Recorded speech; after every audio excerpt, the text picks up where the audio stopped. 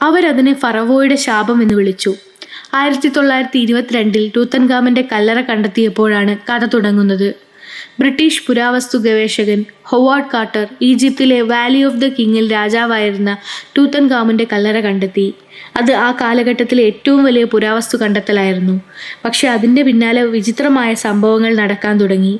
കല്ലറയിൽ ഒരു കുറിപ്പുണ്ടായിരുന്നു: രാജാവിൻ്റെ വിശ്രമം തടസ്സപ്പെടുത്തുന്നവരെ വേഗത്തിൽ മരണം തേടിയെത്തും.